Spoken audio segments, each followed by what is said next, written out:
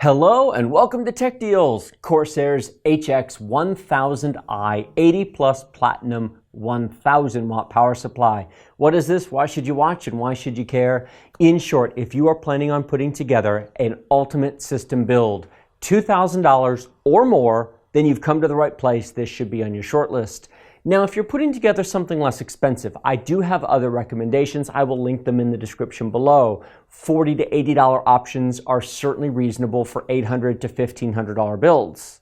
But if you've got $2,000 to $3,000 or more, put this on your list because you might very well want to spend the money on it. Speaking of price, it's not cheap. $180. Yes, that's expensive, I know, but wait, let's go through the list of features. I will open this up later in the video. I'll show you all the components and parts, what you get with it, but let me talk about the list of features before I do so. The first thing to mention is the 80 Plus Platinum itself. Now, 80 Plus is a power certification standard. At the very base level, you have power supplies that are not certified at all. Many older power supplies and the very cheap power supplies that come with some systems are only 60 to 70% power efficient. They waste a ton of electricity from the wall to the internal components of your machine. Now, a 1000 watt power supply will provide 1000 watts to the components in your system. The efficiency determines how much more than that it pulls from the wall. This is up to 92% power efficient, which means at the full 1000 watt rating, it'll pull less than 1100 watts from your wall outlet, saving you on your electric bill. Why is that important? If you got a cheap 1000 watt power supply, you might be looking at 13 to 1400 watts from the wall rather than 1100. That's a lot of wasted electricity. Over the course of 2, 3, 5 years of ownership, the power supply could pay for itself depending upon what you pay for power wherever you happen to live. Now, I am referring to inefficient power supplies. A 80 Plus silver or an 80 Plus gold isn't going to be that inefficient. The difference between a gold and a platinum is actually relatively small, 2 to 4% in most situations. It's not a large difference. However, manufacturers tend to reserve all their best features for their platinum power supplies, so you give up a few features in addition to the efficiency when you drop down to the gold rating. Finally, at the 1000 watt level, the price difference between a gold and a platinum isn't that large. At lower power wattages, it is. If you want a 750 watt power supply, the difference between gold and platinum is quite large. The difference between gold and platinum at this level, less than $50. It's not very expensive. So if you're getting a 1000 watt power supply, if you have a computer that potentially needs a 1000 watt power supply, just get the platinum and be done with it.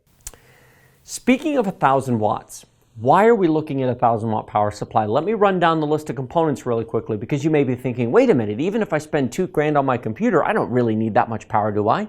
That's a good question. Let's take Broadwell-E, the 6, 8, or 10 core processor in Intel's high-end enthusiast desktop line. Those processors have a maximum power draw, at least as designed, of 140 watts. Now add the motherboard, system RAM, hard drives, solid-state drives, and other various components, and we'll call that 250 to 300 watts.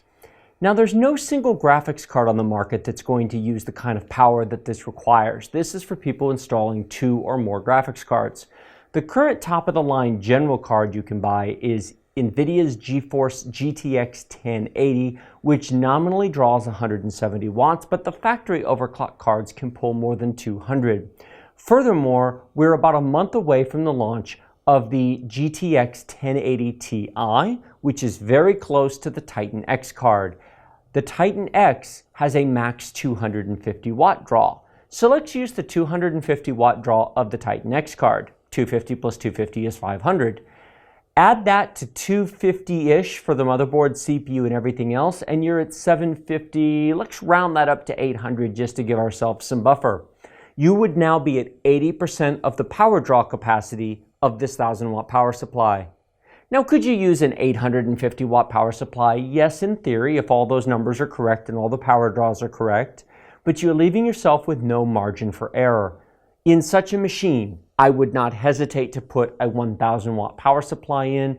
Give yourself that extra margin. The price difference between the 850 watt and the 1000 watt power supply at this level is not very high. Just buy the 1000 and be done with it. If you were going to put in 3 such cards, get the 1200 watt version of this, which is about $40 more expensive at about $220. Now that's wattage. What about other features? Well, it has everything. Basically, everything you could possibly want in a power supply. This does have Corsair link. That's what the I in the product name means. There's a cable that will plug from this power supply to one of the USB headers on your motherboard, a USB 2 header that will let you download and install Corsair's Corsair Link software to let you monitor how much power it's drawing, whether the fan's turning, what the efficiency is running at, and basically that everything is working properly. It also has a fluid dynamic bearing 140 millimeter thermally controlled fan. Up to 400 to 500 watts, depending upon the temperature of your room that it's installed in, the fan will not turn. So unless you're gaming, unless you're doing something that is driving those graphics cards, this fan's never going to turn. It'll be 100% completely silent. But even when it's turning, this has a very large, very silent fan. Premium, top-of-the-line fan. You'll probably never hear it. I have a very similar version of this Corsair power supply installed in my $4,000 Ultimate system build, the AX rather than the HX. Very similar power supply. Basically the same fan. It's completely silent. Even when it's running, even when it's drawing lots of power, you can't hear it over anything else. There's plenty of other things in the computer you can hear, but you cannot hear the fan of the power supply. It's also fully modular. Every single cable disconnects. Now you have to use the ATX 24-pin cable, and there's several other cables you'll definitely use, such as the PCI Express cables, but everything's modular, so you only have to plug in the cables you need, making cable management much easier to deal with. Finally, number of cables. That's one other thing you get when you pay this much money for power supplies. You get connectors for everything. You're not going to run out of connectors. Connectors for multiple video cards, connectors for a dozen plus hard drives. This even has 2 floppy drive connectors. You probably aren't going to use 2 floppy drive connectors, but it has 2 of them. Now, that's enough talking. Why don't we open this up and see what you get for the money, shall we? By the way, in terms of size, this is a big, heavy power supply. You will need a big, full-size case. If you're thinking you'll put this in some mid-tower or mini case, no, you won't. You need a full-size case for this. What would I recommend? The same case I use for all my big builds. The Corsair Obsidian 750D. It can be found for about $120. There we go. All right, once you get that open and get it taken out, this is what's inside the box. Basically, it's another cardboard box. And then this should open up just like so. Inside here, we have got a fairly thick user manual, probably in 20 languages. We'll take a look at that in a minute. A warranty guide. You know, I didn't mention this earlier. 10-year warranty, and Corsair is really good about it. So 10-year warranty, they'll cover you for a long, long time. That's a good value. This is a thick power cord. You know, you probably can't see it from there. I really should do like a picture or a close-up. This is a big, thick power cord to draw all this power. That's nice. Zip ties. I love the fact that they provide these. These are nice plastic zip ties. There's 1, 2, 3, 4, 5, 6, 7, 8, 9, 10 zip ties. Cool. Packet of silica gel. And then, this is what Corsair provides in all their high-end power supplies. I'm just going to move that over there for a second. A storage bag. I mentioned this was fully modular. You won't use all the cables this comes with. But here's the nice thing. What happens if you want to add a cable in the future? What are you going to do? Throw them in the bottom of a drawer? You'll lose them. This is a nice handy cable with a Velcro cover that opens just like so. And look at all the cables inside. Use the ones you need. Use this to store the ones that you don't. That is very nice. It even has Corsair printed right on the front. Take a look at how this is nuts. I said this was a top-of-the-line power supply, and I meant it. Look at all the cables. There is 1, 2, 3, 4, 5, 6, 7, 8, 9, 10, 11, 12, 13, 14, 15, 16 different bundled cables with this. That's crazy. That all comes in, oh, wait, hang on. 17. This is one of the, oh, this is a Molex to floppy adapter to give you a second floppy connector if you need a floppy. That's a lot of cables. Now, opening the, oh, quality. I've said on my channel before, quality products come in quality packaging and cheap products tend to come in cheap packaging. That's usually true. There are exceptions, but usually form-fitting foam, and take a look at this. The power supply is wrapped in a, I don't know if that's felt or velvet or what is that? Velour? No. That's nice. This is wrapped in some nice stuff. I'm just going to put this down here. I'll stick that with it. Save your packaging materials. For a $180 power supply, save this stuff. At least that's my opinion. Look at this bag. Look how nice this is. I know it's just packaging, but companies don't spend money on packaging for cheap products usually. It even has a drawstring. You know what you could put in here? The extra cables in this bag, or who knows? You could put something in there. I'll put that down there. Look at this. That, and it's heavy. That is actually very, very heavy. If you build a computer with this and put all the items in it that I was just describing before, the computer will be very heavy. My $4,000 Ultimate System build, which I have not weighed, is not fun to pick up. It weighs a lot. The edges are rounded, which is very, very nice. Here are all the modular connections. They are clearly labeled.